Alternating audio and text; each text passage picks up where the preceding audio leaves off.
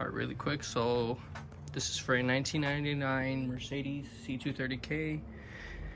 I know a lot of these videos, I've seen people find the mass airflow sensor on this side of the intake, but my guess is it's gonna be this right here.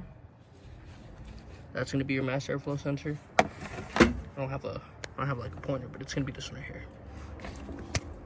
Yeah, so I'll go ahead and start removing that. Doesn't look like we have much working room, but fuck it. All right, sweet. So this is why we make these videos. In case you're like me and you don't have the proper tools, because it's got these what would it be? It's a T whatever. I don't know the fucking size. But point being, I didn't have the actual tool to get the mass airflow sensor out. So what I did was I just kind of popped this open using these hinges that I had. If I can get it to focus, yeah. So you're able to pop out the actual hose using that. Then you want to loosen it up right here so you can actually twist it. Twist it off here, and eventually, you know, you can find a way to get that mass airflow sensor out of there, or you could just clean it out through here, whichever you prefer. If you're replacing it, you're gonna have to get those actual Allen wrenches or the T socket, but yeah, that's one way to access it. Yeah, so out of all these tools, not one of them fits these freaking screws, dude. Taking a picture? No, it's a video. Alright, so because we don't have the right tool to take off the actual mass airflow sensor, what I'm gonna do is I'm just gonna spray her down with some mass airflow sensor cleaner. It's not because I'm too cheap to buy the actual part. I have the replacement part. I'm just too cheap to go buy the actual tool needed to do the job. Alright, so in case you guys are wondering how to clean the mass airflow sensor, it's not too hard. You just spray her down, like actually spray it. Try not to breathe this stuff in. Totally not good for you. Yeah, and just let it dry. Like, you guys don't have to go in there with a towel or anything. Normally you should be able to take this off. This is standard for like any car. You don't want to go in there and dry it with a towel or anything. See, it dries up on its own really quick. Yeah, you don't want to go in there and dry it, because then you're going to risk getting contaminants in there. You don't want that. Yeah, let her dry. Going for round 2. What do you want? Oh, you can't breathe this in. Yeah, that's the cat. That's Bremo. What is it, hi Bremo? Yeah, she's a girl. She got a boy name though. Yep, so just letting her dry now. But if anybody knows the actual name to these things, these screws, the actual size to them, let me know, because it's honestly pretty annoying. Like, out of all the tools in the toolbox, I couldn't find not one that fits, and I'm too lazy to go to the O'Reilly's or AutoZone to go, you know, get it. Oh, I left these here last time. Don't do that. Yeah, okay, so I'm gonna be actually replacing the mass airflow sensor. Right, so after driving the car with the cleaned mass airflow sensor, check engine light still came on. So what I'm gonna do is I'm just gonna replace the sensor. But it turns out you can't just remove the sensor, at least I can't. So I just went ahead and bought the whole piece. We'll see if that works. If that doesn't, then I guess we're throwing the whole car away. Just loosen it up a bit, enough to where you can wiggle it out.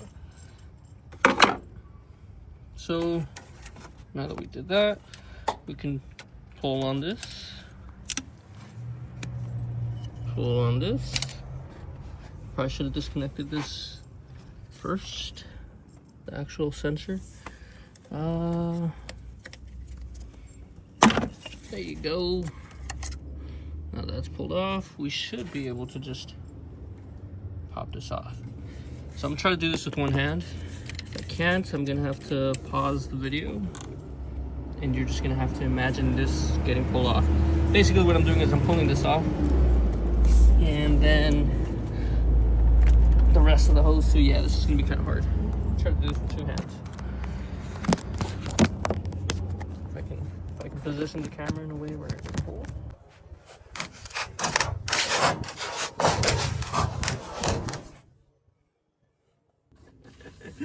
Yeah. I'm gonna pause the video. Yep, and as per usual, this wouldn't be a proper car repair routine without a little nicks and scratches, so we should be good.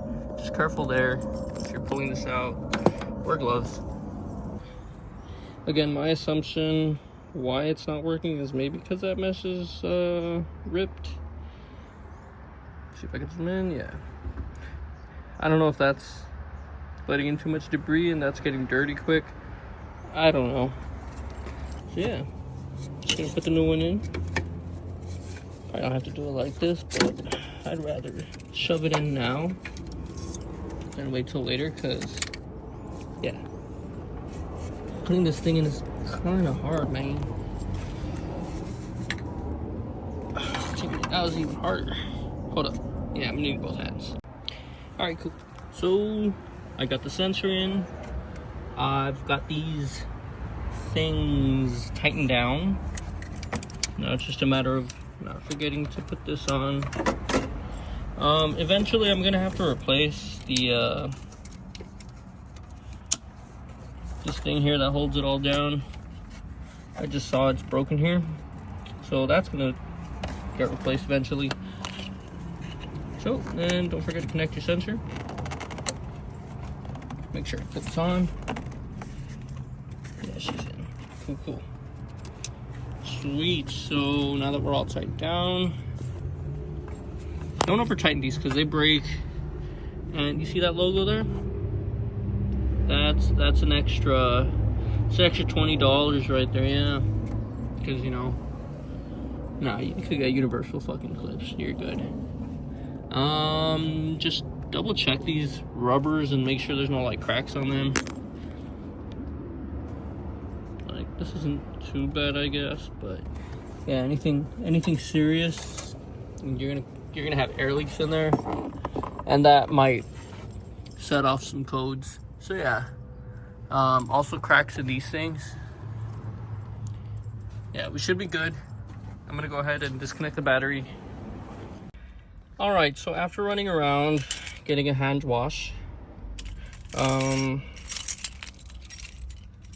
still no bandage. Okay, yeah, connected the battery, and as many of you know, once you do that, you're gonna have to have the radio code, and you're gonna have to let your car sit and idle for a bit as it relearns the idling. Yeah, you notice the code is gone. Yeah. So now that the code is gone, we're just gonna take it out for a spin. Hey, surprisingly no violent shaking, but we do have this where we have to like teach it everything again, meaning like the windows. I don't know if this is like specifically a Mercedes thing. Yeah, I'll teach it all this right now. Yeah, guys, this car, I got it for cheap. I got it for, was it $3,000? Pretty low miles. But, you know, it does have its things. Like, it had the headliner I had to kind of fix. But while fixing that, I broke this. So now I have to buy that. It is a little on the loose side. So when I'm driving, I accelerate sometimes and it flies back, so it's kind of annoying. Eventually I'll fix that. Eventually. Yeah, it's just little things here and there, you know? But other than that, the car's been good to me so far. I'll update you guys after I drive it for about an hour or so.